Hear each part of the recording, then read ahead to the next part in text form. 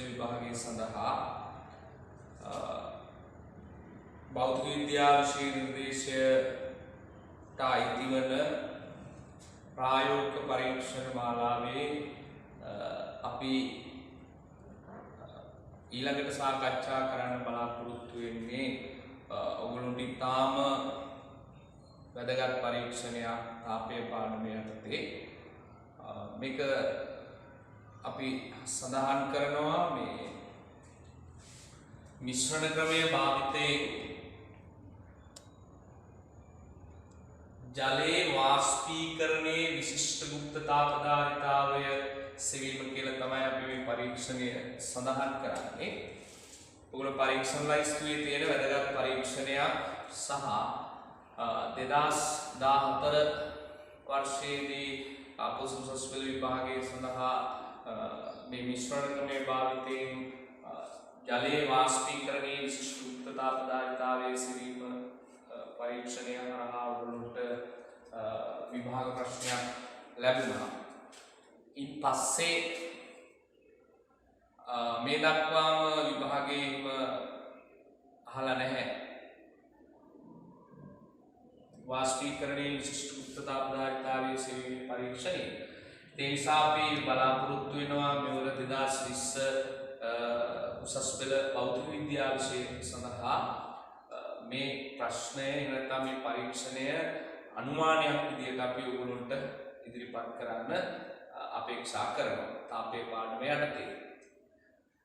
ඒ නිසා මේ පරීක්ෂණය සිදු කරන ආකාරය සහ එකෙන් විමසන්න පුළුවන් ආකාරයේ විවිධ ප්‍රශ්න මොන වගේ ප්‍රශ්න එන්න පුළුවන්ද කියන එක පිළිබඳව අපි පොඩ්ඩක් මේකෙදී සාකච්ඡා කරමු. උතේ වාෂ්පීකරණයේ විශිෂ්ට ගුප්තතා පදාර්ථතාවය සෙවීමේ පරීක්ෂණයේදී මේ වගේ මම දැන් බෝඩ් එකේ පෙන්නලා තියෙන ආකාරයට පරීක්ෂණය අපි ඉස්සෙල්ලාම මේ ඇටෝම ක්ලියර් කරගන්නවා. මම ළමයි ඉස්සෙල්ලාම මේක මේ හඳුන්වා දීමක් පොඩ්ඩක් කරන්නම්. දැන් හිමාලය නිෂ්පාදනය කරන්න වෙනවා මේ පරීක්ෂණයේදී.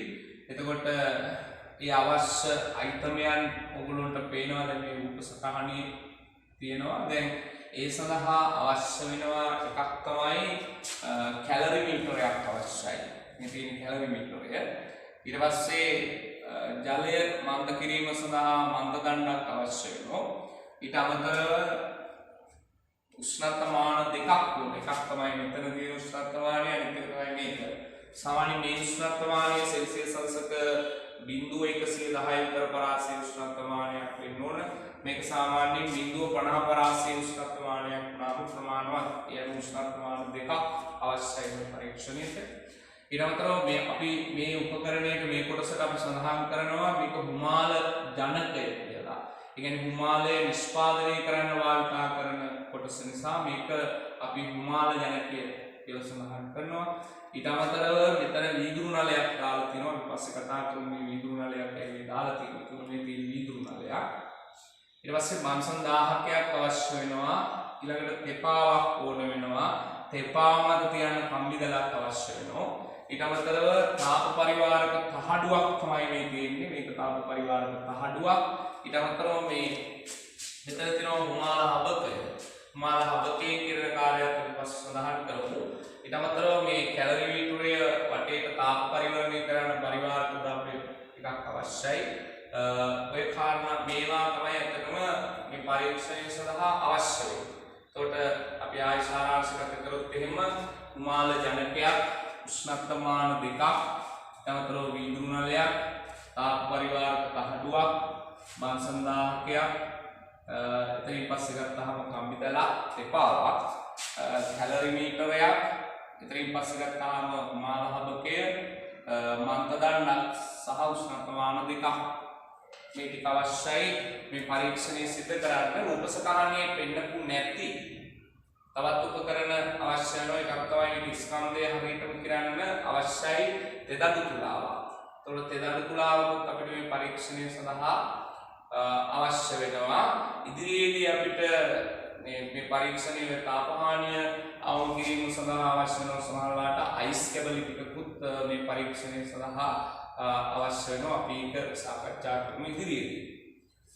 ඉස්සෙල්ලාම කරන්නේ මේ පරීක්ෂණය සිද්ධ කරන්නට කලින් දැන් මේ විදිහට මේ පිපාව මත කම්බිදල තියලා කම්බිදල මත උමාල ජනකය තියලා ඊට පස්සේ මේ විදිහට වීදුරු නලයක් මේ ජලයේ තුලටම ඉල්ලන්න ඕන මේ වීදුරු නලය. ඊට අමතරව උෂ්ණත්වමානයක් ඔය විදිහට සවි කරන්න ඕන මේක උමාල ජනකය. ඊට අමතරව දාහකය මේ විදිහට සවි කරලා ජලයක් යම් ප්‍රමාණයක් මේක ඇතුළට යොදනවා. මෙහෙම යොදලා මේක ඇතුළේ උමාලය ඉස්සෙල්ලා නිෂ්පාදනය කරගන්න ඕන. ඒ උමාලේ නිෂ්පාදනය වන අතරතුර මේ පරීක්ෂණයේ අනිත් කොටස් ටික අපි මේ විදිහට සවි කරගන්න ඕන.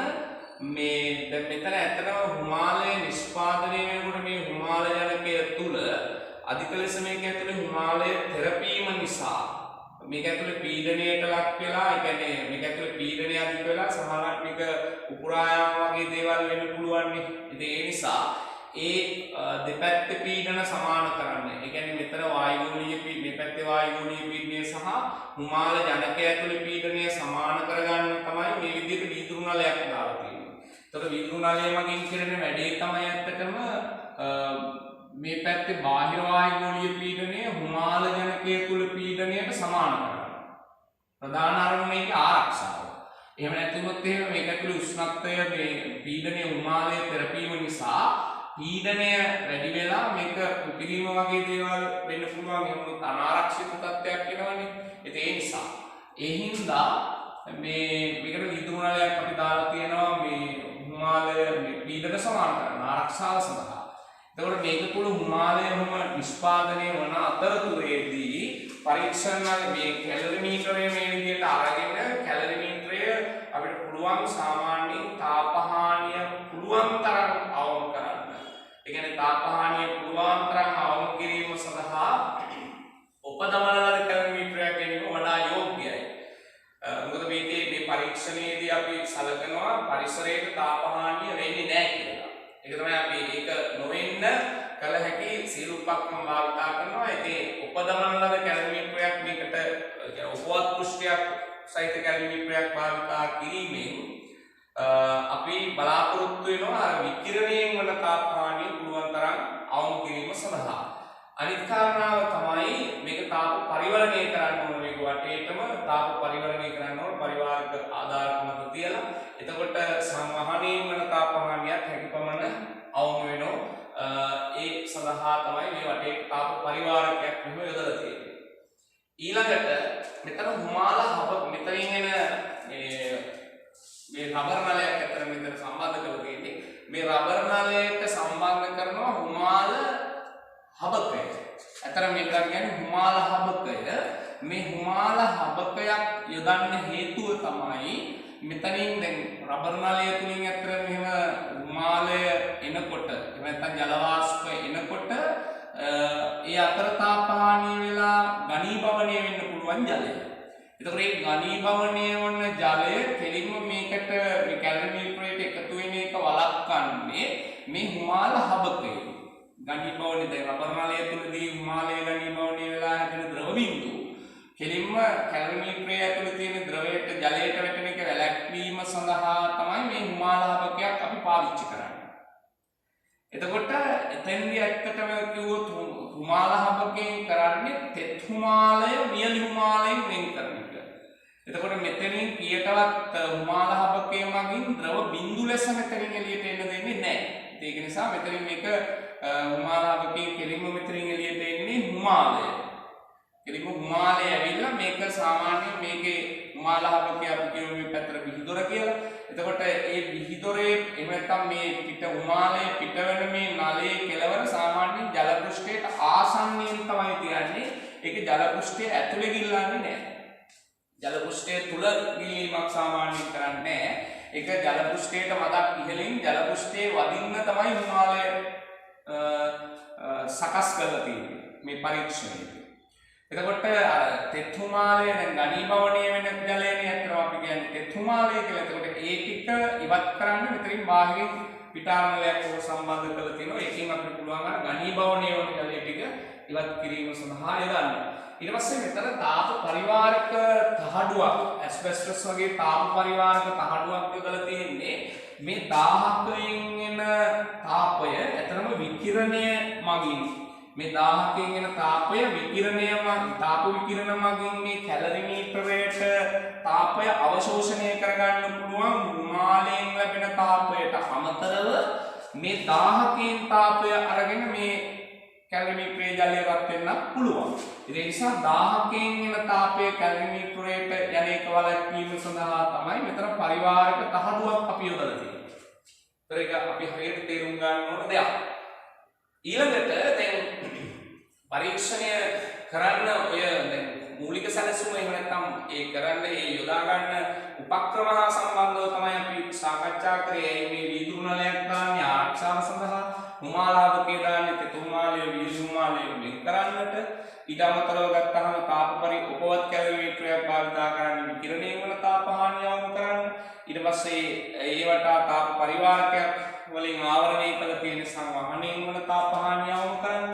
ඊට අමතරව මෙතන තාප පරිවාරකයක් දාලා තියෙන 1000ක තාප පරිවාරක තහඩුවක් යොදලා තියෙන 1000කින් වන තාපයේ කැලරිමීටරයට කෙලින්ම ගැටෙන එක වැළැක්වීම සඳහා. දැන් ওই විදිහට දැන් රුමාලය නිෂ්පාදනය වෙලා ඒකාකාරව මේ රුමාලාභකෙන් ඒකාකාර ශීඝ්‍රතාවයකින් රුමාලය නිකුත් වෙන්න පටන් ගන්නකොට අපි ඊට මත්තෙන් කළ යුතු කාරණා කිහිපයක් තියෙනවා. එහෙම නැත්නම් ඊට මත්තෙන් අපි ගන්න ඕන මිනුම් කිහිපයක් තියෙනවා. කැලරිමීටරයේ තියෙන ද්‍රවයට රුමාලය ගැටෙන්නට මත්තෙන් ලබාගත යුතු මිනුම් ටිකක් තියෙනවා. එතකොට මේ මිනුම් තමයි පළවෙනි එක හිස් කැලරිමීටරයේ ස්කන්ධය කිරා ගන්නට ඕන.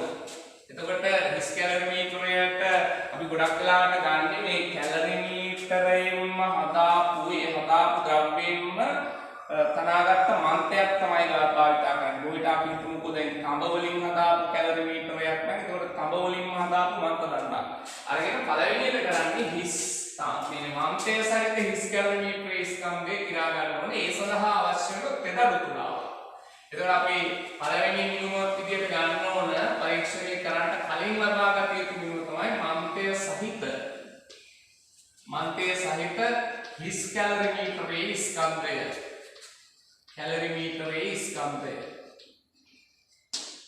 ඒක අපි ගන්න ඕන හිස් කැලරිමීටරයේ ස්කන්ධය ඒක මැන ගන්න ඕන නිවැරදිව. එතකොට ඒක M1 කියලා අපි සඳහන් කරමු. මන්තය සහිත හිස් කැලරිමීටරයේ ස්කන්ධය. දෙරන්නට කළ යුතු දේ තමයි මේ කැලරිමීටරයට ජලය පුරවන්න ඕන සාමාන්‍යයෙන් 3න් 2ක් විතර. ඒතර කැලරිමීටරයට 3න් 2ක් විතර ජලය පුරවලා ජලය කැලරිමීටරයේ මන්තය සහිත පද්ධතියේ ස්කන්ධය කියා ගන්න ඕන දෙරන්නට. එකක් නිවැරදිව ගන්න ඕන මිනුමක්. ඒ නිසා අපි ඊළඟ එක අපි දෙවෙනි මිනුම විදියට ලියනවා ජලය මන්තය සහිත කැලරිමීටරයේ ස්කන්ධය.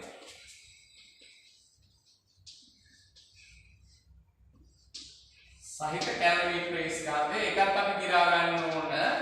සාමාන්‍යයෙන් ජලය මතක තියාගන්න ඕගොල්ලෝ ජලය පුරවන්නේ 3න් 2ක් විතර කැලරිමීටරය. ජලය 3න් 2ක් විතර පුරවන්න. ඒතර එහෙම පුරවලා ඒක අපි M2 වශයෙන් සඳහන් කරගමු. ඊළඟට අවශ්‍ය වෙනවා මේ ආරම්භයේදී මේ ජලයේ උෂ්ණත්වය. අපි ඒකට කියමු ආරම්භක උෂ්ණත්වය. ජලයේ ආරම්භක උෂ්ණත්වය.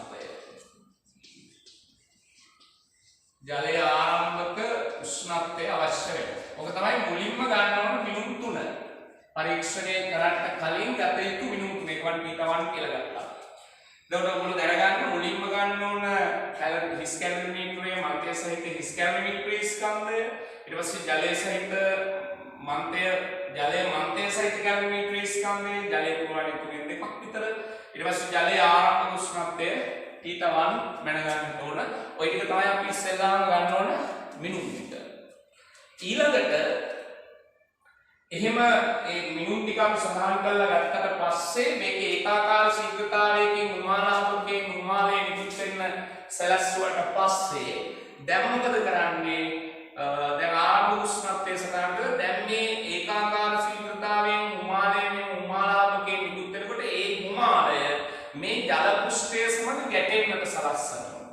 මතක තියාගන්න ඕන දෙයක් මම කලින් කිව්වා මේකේ කෙලවර ජලයට ඇතුළට ගිල්ලන්නේ නැහැ.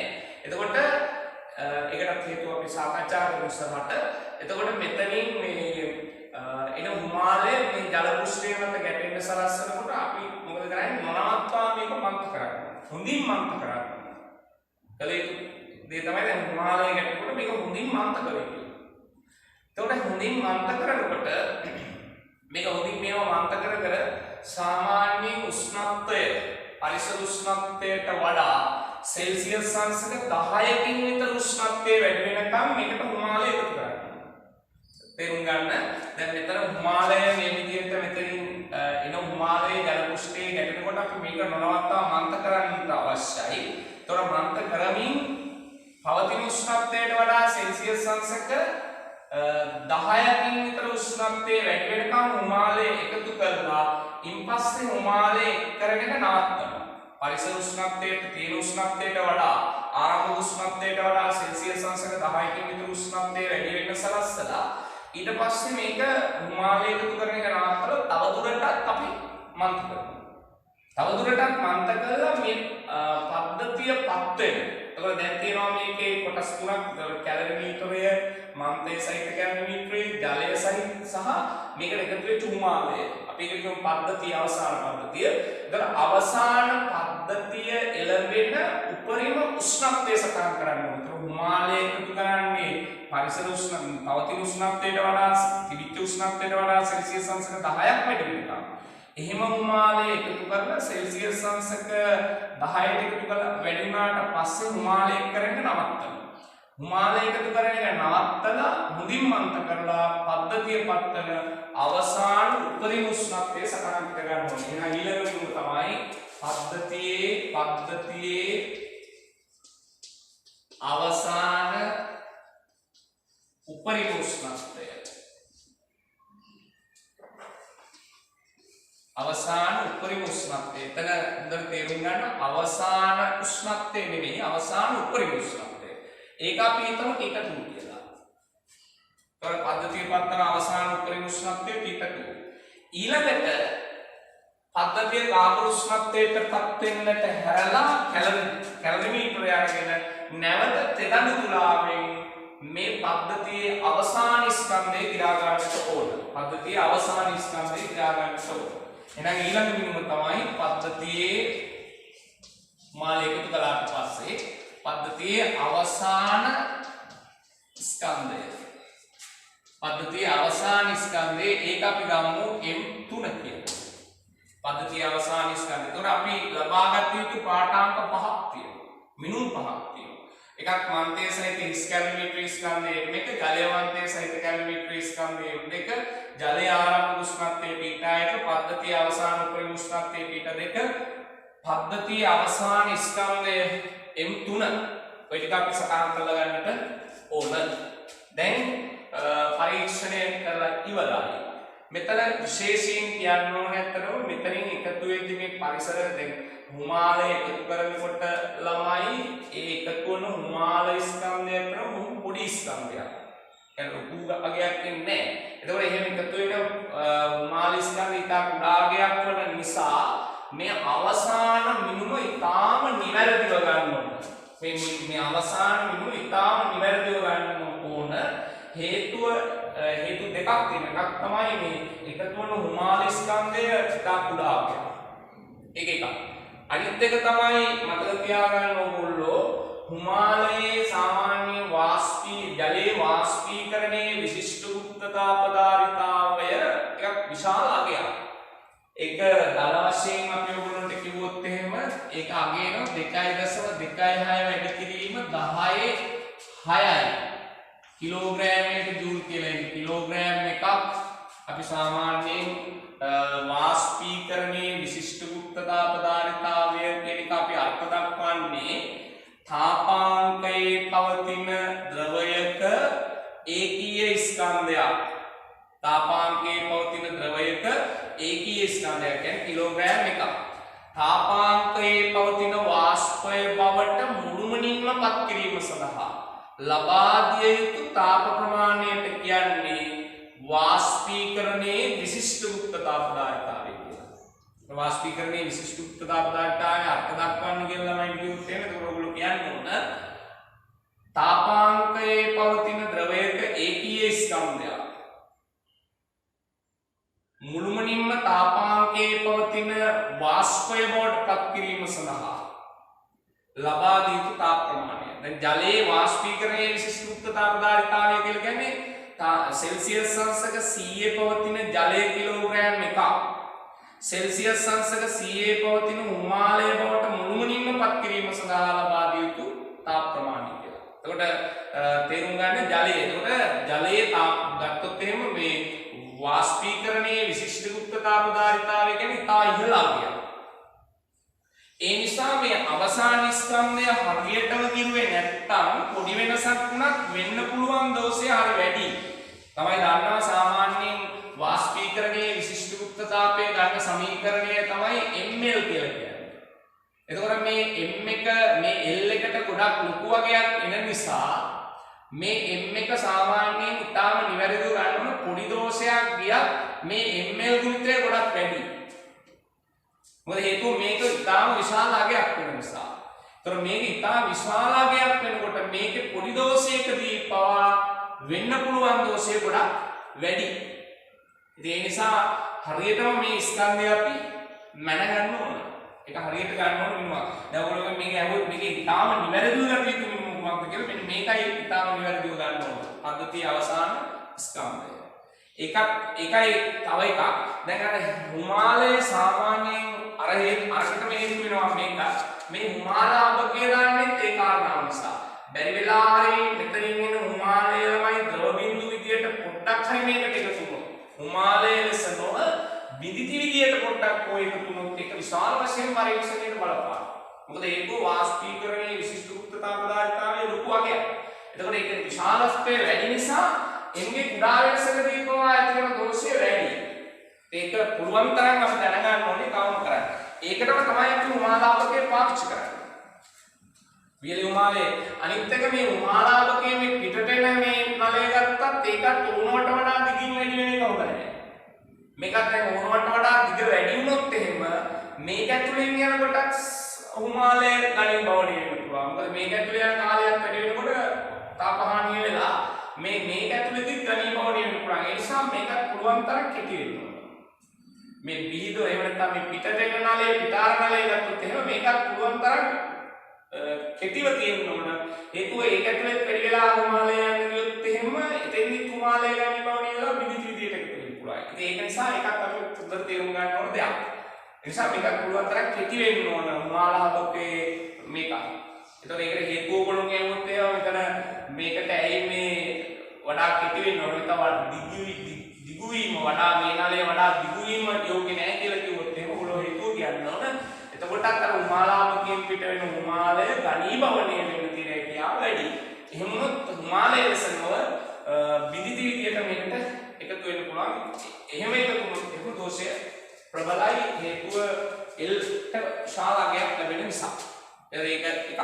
අනිත් එක තමයි දැන් මෙතෙන්දී මේ හිමාලාභකයේ මේ පිටට එන හිමාලයේ පිට කරන නලය මේ ද්‍රවය ඇතුළටම මෙහෙම ගිල්ලන්නේ නැත්තේ ඇයි?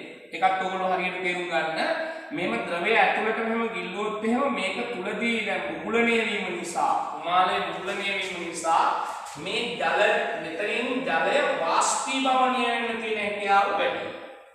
දැන් මේ නලය හිමාලාභකයෙන් පිටට හිමාලයේ පිටට එන නලය මේක ඇතුළටම ගිල්ලුවොත් එහෙම. එතකොට අර මේක ඇතුලේ හිමාලයේ බුබුලණය වීමක් වෙනවා. ඒතකොට බුබුලණය වෙනකොට මෙතනින් මේ ජල බඳුනේ එහෙම නැත්නම් කැලරිමීටරයේ තියෙන ජල පෘෂ්ඨයෙන් ජලය වාෂ්පීභවණය වෙන්න තියෙන හැකියාව වැඩි. එහෙම වාෂ්පීභවණය වෙන්න තියෙන හැකියාව වැඩි වුණොත් එහෙම ස්කන්ධ මිනුමේ දෝෂය වැඩි වෙන්න පුළුවන්. ඒ නිසා ස්කන්ධ මිනීමෙන් ඇති වෙන දෝෂය වැඩි. මොකද ඒකට වාෂ්පීභවණයෙන් පිට වෙන ජලය යම් ප්‍රමාණයක් පිටවීම නිසා ස්කන්ධ මිනීමෙන් ඇති වෙන දෝෂය වැඩි වෙන්න පුළුවන්. ඒ නිසා තේරුම් ගන්න ඕන ඒකත් නොගිල්ලන්නේ ඇයි මේක තුළට කියලා. සමහරවිට විභාගය ඇහුවොත් ඒකගේ හේතුවක් අහන්න පුළුවන් ඇයි මේක තුළට ගිල්ලන්නේ නැත්තේ කියලා. එහෙම ඉල්ලන්නේ නැත්නම් අර මේ හිමාලය කුකුල්ණිය වීම නිසා මේ ජල පෘෂ්ඨයෙන් වාෂ්පීකරණය වෙන්න තියෙන හැකියාව වැඩි. ඒ වුණොත් ස්කන්ධ මැනීමෙන් ඇති වෙන දෝෂය වැඩි වෙන නිසා. ඒක තමයි ඒකට හේතුව. මේ ඔය ටික තමයි අපි විශේෂයෙන් මේකේ තේරුම් ගන්න ඕන. එතකොට දැන් මෙතන මේ හිමාලයෙන් තමයි අතර මේ ජලයට තාපය දෙන්නේ. මෙතනින් එකතු වෙන්නේ මේ හිමාලය ස්කන්ධයෙන් තමයි ජලයට තාපය, ජලයේ සහිත කැලණීටරේට තාපය දෙන්නේ. එතකොට මේ හිමාලයෙන් තාපය දෙන අදියර දෙකක් තියෙනවා. එකක් මතක තියාගන්න ඕගොල්ලෝ. එකක් තමයි මේ හිමාලය, දැන් අපි කියනෝනේ තාපාංකය කියලා. එහෙම නැත්නම් සීයේ හිමාලය කියලානේ අපි ගන්නෙ. එතකොට සීයේ හිමාලය සීයේ ජලය බවට පත් වෙද්දී ගුප්ත තාපය පිට කරනවා. එතකොට සීයේ හිමාලය සීයේ ජලය බවට පත් වෙනකොට ගුප්ත තාපය පිට කරනවා. එතකොට මේ ගුප්ත තාපයෙන් පිට කරන තාපය කියලා එකක් ගන්න වෙනවා කැලරිමීටරේට සහ ජලයට දෙන තාපය විදිහට. අනිත් එක තමයි දැන් සීයේ හිමාලයේ සීයේ ජලය වලට මේක ඇතුළේදී පත් වුණාම ඒ සීයේ ජලය ආයෙපත් වෙනවා අර අවසාන උෂ්ණත්වයේ උපරිම උෂ්ණත්වයේ කියන්නේ T2ට. එතකොට අර සීයේ ජලය T2ටපත් වෙද්දී තාපය පිට කරනවා. එතකොට අදියර දෙකකින් හිමාලයෙන් තාපය පිට කරනවා. එකක් තමයි සීයේ හිමාලයේ සීයේ ජලය බවට පත් වෙද්දී තාපය පිට කරනවා. අනිත් එක සීයේ ජලය පද්ධතියේ අවසාන උපරිම උෂ්ණත්වයට පත් වෙනකොට පිට කරන තාපය තියෙනවා. එතකොට ඒ තාප දෙකම අපිට එකතු කරන්න වෙනවා. මේ එකතු කරාම ඒ තාප දෙක තමයි අපි ගන්නේ ජලය සහිත කැලරිමීටරයෙන් අවශෝෂණය කරනවා කියලා. ඒ තාප දෙක තමයි ගන්න. ඒතර බාහ්‍ය පරිසරයේ තාප හානි වෙන්නේ නැත්නම් ඒ පිට කරන තාපය අවශෝෂණය කරන්න ඕනේ ජලයයි කැලරිමීටරයයි මන්තයයි කියන කොටස් තුන. ඒක තේරුම් ගන්න. ඒ අනුව අපි ශක්ති සංස්ථිතියේ සමීකරණය පාවිච්චි කරනවා මෙහෙම. හිමාලය මගින් පිට කළ තාපය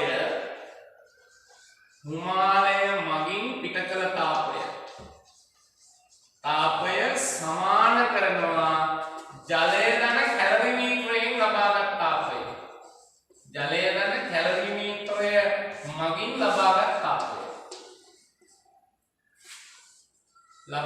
තාපය කියලා කොහොම ලියන්නේ? ඒ අනුව හිමාලය මගින් පිට කළ තාපය අදියර 2යි. අපි ඒක ලියන්න ඕනේ ඉස්සෙල්ලා පිට කරන්නේ සීයේ හිමාලය සීයේ ජලය ගුප්ත තාපය. එතකොට ඒකට ගන්න වෙනකොට හිමාලයේ ස්කන්ධය අවශ්‍ය වෙනවා. Q සමානයි ml නේ. එතකොට m ස්කන්ධය අවශ්‍ය වෙනවා. එතකොට හිමාලයේ ස්කන්ධය ගන්න වෙන්නේ මෙහෙමයි. මේ පද්ධතියේ අවසාන ස්කන්ධය.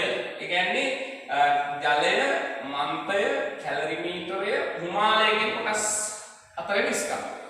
අවසාන ස්කන්ධයෙන් අපි අඩු කරන්න ඕන M3න් අඩු කරන්න ඕන ජලය, කැලරිමීටරය සහ මන්තය කියන කොටස් තුනේ ස්කන්ධය අඩු කළාම එකතු වෙච්ච හිමාලය ස්කන්ධය එනවා. එතකොට M2 කියලා එන්නේ M3 ඍණ M2.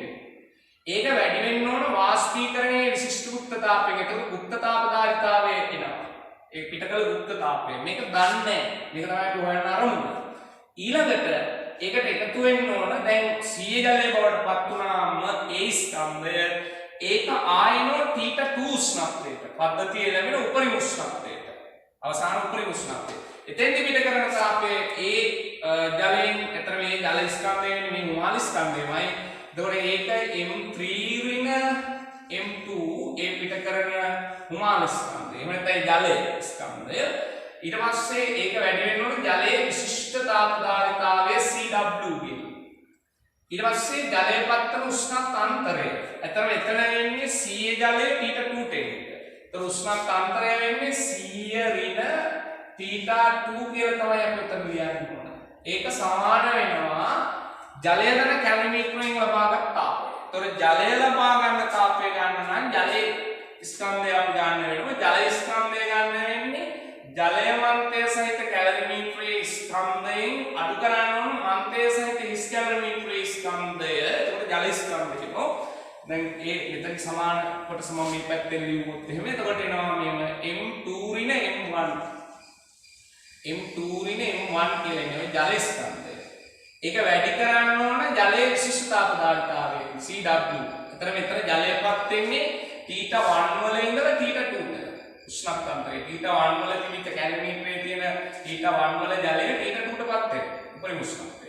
ඒතර උෂ්ණත්ව අන්තරය වෙන්නේ T2 ඍණ T1. θ2 ඍණ θ1 ඔය ජලය විතරක් නෙවෙයි මන්තයත් අවශෝෂණය කරනවා. ඒතර මන්තයෙන් මන්තය සහිත කැලරිමීටරයෙන් අවශෝෂණය කරනවා. ඒතර මන්තය සහිත කැලරිමීටරයෙන් අවශෝෂණය කරන තාප ප්‍රමාණය ගන්නේ m1 මන්තය සහිත කැලරිමීටරයේ ස්කන්ධය මන්තය සහිත කැලරිමීටරයේ විශිෂ්ට තාප ධාරිතාවය cc කියනවා. එතකොට ඊළඟට එයාට ගන්න උෂ්ණත්වය θ1 වලින් ඉඳලා θ2ට θ2 ඍණ θ1 වල උෂ්ණත්වය මෙතන අපිට සපයලා තියෙන ඕන தත්ත දෙකක් තියෙනවා. එකක් තමයි මේක සපයලා තියෙන ඕන ජලයේ විශිෂ්ට තාප ධාරිතාවය දීලා තියෙන ඕන. ඊළඟට ජලය සහ මන්තය කැලරිමීටරය සහ මන්තය කියන එකේ විශිෂ්ට තාප ධාරිතාවය දීලා තියෙනවා. ඒතර මේවා තමයි සපයා තිබිය යුතු தත්ත. එකක් ජලයේ විශිෂ්ට තාප ධාරිතාවය දීලා තියෙනවා නැත්නම් කැලරිමීටරය සහිත මන්තය දෙකේ විශිෂ්ට තාප ධාරිතාවය දීලා තියෙනවා. ඒතර ඒක දී තිබිය යුතු දත්ත දෙකක්. ඒතර මැනගත්තු මිනුම් ටික දන්න නිසා මේ දත්තය සපයලා තියෙන නිසා නොදන්නා එකම එක දේ මේ සමීකරණය මේක විතරයි. ඒ අනුව අපිට මේකෙන් ගණනය කරලා අවසානයේට වාෂ්පීකරණයේ විශිෂ්ට ගුප්ත තාප ධාරිතාවය හොයන්න පුළුවන්. ඔක තමයි මේ පරීක්ෂණය කරන පිළිවෙල. ඒතර අපි ආයෙ සාරාංශගත කරොත් එහෙම ඇටෝම අර රූපය ආකාරයට පිළිවෙල කරලා ඊට පස්සේ කරන්න ඕන මේ විදිහට මිනුම් ටික ලබා ගන්නට ඕන. ඒ මිනුම් ටික ලබා ගන්නට පස්සේ මේ සමීකරණයෙන් ගන්නව ශක්ති සංස්කෘතිය භාවිතා කරලා මේ සමීකරණය පාවිච්චි කරලා අවසානයේ ඒකේ එල්ගයගේ හොයාගන්න පුළුවන්. මෙතන තාපහානිය සාමාන්‍යයෙන් අවම කිරීම සඳහා පරිපද්ධතියෙන් තාපහානිය අවම කිරීම සඳහා මීට වඩා මෙතන කැලරිමීටර තාප පරිවාරක පරිවර්ණය කරලා උපදමාපු කැලරිමීටර පාවිච්චි කරලා කරන ක්‍රමයට වඩා යෝග්‍යයි කියලා සැලකනවා ළමයි හානිපූර්ණ ක්‍රමය. තාපහානියට වඩා යෝග්‍යයි කියනවා හානිපූර්ණය. හානිපූර්ණය කරන එකකින් වන දෝෂය මෙතෙන්ට වඩා අඩුයි කියලා. يعني තාප පරිවර්තනය කළ උපදාපු කැලරිමීටර භාවිතා කරනවට වඩා හොඳයි. දැන් එහෙම හානිපූර්ණයේදී මේව තාප පරිවර්තනය කරන්න උපදාපු කැලරිමීටර පාවිච්චි කරන්න අවශ්‍ය නැහැ. එතෙන්දී හානිපූර්ණයේදී කරන්නේ ඉස්සෙල්ලාම අපි සාමාන්‍යයෙන් පරිසර උෂ්ණත්වයට වඩා මේ කැලරිමීටරයයි ආරම්භක ජලයේ එවනට අපි කරනවා ජලය මන්තය සහිත කැලරිමීටරේ ගන්නවා පරිසර උෂ්ණත්වයට වඩා සෙල්සියස් අංශක 6කින් විතර අඩු කරලා පරිසර උෂ්ණත්වයට වඩා සෙල්සියස් අංශක 6ක් විතර අඩු කරලා ඒක කරන්න පුළුවන් ක්‍රම දෙකකට එක්ක මේක අයිස් සහිත මගුලක මේක ගිල්ලලා මේක උෂ්ණත්වය පරිසර උෂ්ණත්වයට වඩා 6කින් අඩු කරන්න පුළුවන්. එහෙම නැත්නම් මේ ජල වතුරට අයිස් කැපලි දාලා දිය කරලා අරගෙන මෙයා උෂ්ණත්වය පරිසර උෂ්ණත්වයට වඩා සෙල්සියස් අංශක 6කින් විතර අඩු කරලා ගන්න පුළුවන්. එහෙම 6කින් විතර අඩු කරලා දැන් ඊට පස්සේ මොනවත් මේ පරිවර්තනය කරන්න අවශ්‍ය නැහැ. ඊට පස්සේ මොනවත් අන්ත කරමින් පරිසර උෂ්ණත්වයට වඩා සෙල්සියස් අංශක 5කින් විතර උෂ්ණත්වය 15ක තියෙනකොට අපි මේකට මොනවා කරනවද? හිමාලය කරන්න සලස්වනවා. ඒ කියන්නේ එතකොට මේ පද්ධතිය අරගෙන කැලරිමීටර විතරයි විදිහට තාප පරිවාරක ආවරණ නැහැ. එතකොට සෙල්සියස් අංශක 6කින් විතර අඩු වෙනකන් අයිස් බඳුනක් ගහලා එහෙම නැත්නම් මේකට අයිස් තියලා කරලා හරි උෂ්ණත්වය පහළ දාලා මන්තකර කර ක්‍රියාගෙන ඉන්නකොට පරිසර උෂ්ණත්වයට වඩා සෙල්සියස් අංශක 5ක් අඩු අවස්ථාව එනවා. ඒ අවස්ථාවේදී මේක හිමාලය එකතු කරනවා පරිසර උෂ්ණත්වයට වඩා සෙල්සියස් අංශක 5කින් විතර උෂ්ණත්වය ඉහළ යනකන් හිමාලය එකතු කරනවා. දර පරිසර උෂ්ණත්වයට වඩා සෙල්සියස් අංශක 5කින් විතර උෂ්ණත්වය ඉහළ යනකම් හිමාලය එකතු කරලා ඊට පස්සේ අපි මොකද කරන්නේ? හිමාලය කරන එක නවත්තලා නොනවත්වා මන්ත කරලා පද්ධතිය පත්තන උපරිම උෂ්ණත්වය සටහන් කරගන්න. එතකොට තේරුම් ගන්න ඕන දේ තමයි පරිසර උෂ්ණත්වයට වඩා සෙල්සියස් අංශක 5කින් අඩුවන මේ කාල පරිච්ඡේදයේදී يعني සෙල්සියස් අංශක 5කින් අඩුවන කාල පරිච්ඡේදයේදී ඇත්තටම පද්ධතියේ තාපය අවශෝෂණය කරනවා. ලැබෙන තාප ලාභයක් තියෙනවා. ඒ ලාභය පරිසර උෂ්ණත්වයට වඩා සෙල්සියස් අංශක 5කින් වැඩි වෙන කාල සීමාවේදී සිද්ධ වෙන හානියට සමානයි කියනවා. ඒ කියන්නේ මෙතනින් ලැබෙන තාප ලාභය මෙතනින් වෙන තාප හානියට සමාන කරලා මේකට මේක හානිපූර්ණය කරනවා. තාප ලාභය තාප හානියට සමානයි කියලා මේ තාපය හානිපූර්ණය කරලා ගැනීම වඩා යෝග්‍යයි කියලා තමයි සඳහන් කරන්නේ තාප හානිය පුළුවන් තරම් අවම කරන්න. ඒ නිසා හානිපූර්ණ ක්‍රමය තමයි වඩා යෝග්‍ය වෙන්නේ. එතකොට මේ ප්‍රශ්නේ මේ පරීක්ෂණයේ සම්බන්ධව එක එක විදියට නවයිනේ සමහරලාට මේ ප්‍රශ්න අහන්න පුළුවන් විවිධාකාර ස්වරූප තියෙනවා. ඒ නිසා මේ ඔය ක්‍රමයට හුවත් ඔයගොල්ලෝ තේරුම් ගන්න මේ ප්‍රශ්න වලට පිළිතුරු සපයන්න. අහන ප්‍රශ්න වලට පිළිතුරු සපයන්න. ඔක තමයි මේ අපි සඳහන් කරන්නේ වාෂ්පීකරණයේ විශිෂ්ට උත්පත්තා පදාර්ථතාවය සෙවීම සම්බන්ධව ඔයගොල්ලෝ පරීක්ෂණ ලයිස්ට් විස්තර වෙන්නේ ඕක. ඊට අමතරව දැන් අපි මේකෙන් පොඩි දත්ත ටිකක් අරගෙන අපි වාෂ්පීකරණයේ විශිෂ්ට උත්පත්තා පදාර්ථතාවය අපිට ගණනය කරන්න පුළුවන්. ඇත්තට මේ පරීක්ෂණාත්මක දත්ත ටිකක් අපිට තියෙනවා නම් එතකොට මේක ගණනය කිරීමක් කරන්න පුළුවන්. මට මතකයි දැන් ඔය පහුගිය මොඩල් පේපර්ස් වල හිම මේකේ අහන්න පුළුවන් එක එක ස්වරූප ආකාර තිබ්බ. ඒ කියන්නේ හිමාලයකටම 1000ක් භාවිතා කළා හිමාලය නිෂ්පාදනය කරන්න තු විද්‍යුත් කේතලයක් වගේ එකක් පාවිච්චි කළා. මේකේ හිමාලය නිෂ්පාදනය කළා අර පැත්ත ඒ විදිහටම තියාගෙන මෙතන විද්‍යුත් කේතලයක් වගේ එකක් පාවිච්චි කළා පුළුවන්. මේ හිමාලය නිෂ්පාදනය කරන්න. දැන් එහෙම විද්‍යුත් කේතලයක් වගේ එකක් සාමාන්‍යයෙන් භාවිතා කරොත් එහෙම එතකොට මේ පරිවාරක ආධාරකය මේ පරිවාරක තහඩුව මගින් කෙරෙන්නේ ඇත්තටම 1000කින් එන තාපය කැලිමිටේ ගැටෙනික වලක් ගන්න නෙවෙයි. එතකොට එන්නේ අර විද්‍යුත් කේතලයේ ඔයගොල්ලෝ ගන්නවා සාමාන්‍ය විද්‍යුත් කේතල කියලා සාමාන්‍ය කේතලයක්. එතකොට ඔහොම කේතලයේ මේ වගේ කෙලවර තමයි අර නලය සම්බන්ධ කරන්නේ. එතකොට මේ කේතල් එකේ මේ මෙහෙම පිටවෙන හිමාලය මේ විදිහට පිටවෙන හිමාලය කෙලින්ම අරකේ හිමාලහමකේ හරහා තමයි ඇතුල් කරන්නේ. ඒකට හිමාලය නිෂ්පාදනය කරන එක කොකත් එකයි තියෙන්නේ. එකම එක දෙකේ මෙතන 1000ක් පාවිච්චි වෙන්නේ නැහැ. හැබැයි ඒත් මෙතන පරිවාරක ආධාරක මේ තහඩුව තියාගන්න ඕනේ. හේතුව කේතලයෙන් විකිරණයෙන් පිටවෙන තාපය කැලමිටේ ගැටෙන එක වැළැක්වීම සඳහා. එතකොට මෙතනත් සාමාන්‍යයෙන් කේතලය ඇතුලේ හිමාලය හද වෙන්න පුළුවන්. එහෙම තද වුණොත් එහෙම මේ පීඩන විශ්විලා ගැලවෙන්න විශ්වෙන්න පුළුවන්. ඒ වගේ පීඩනය වැඩිලා ඒ නිසා ඒ වගේ දෝෂවම කරන්න මේක ඇතුළට කේන්දරය ඇතුළට මෙහෙම විදුරු නලයක් කොහොම ඇතුළට දාන්න පුළුවන්. දෙපැත්තේ පීඩන සමාන කර ගැනීම සඳහා විද්‍යුත් කේතල් වගේ ඒවා පාවිච්චි කරන්න පුළුවන්.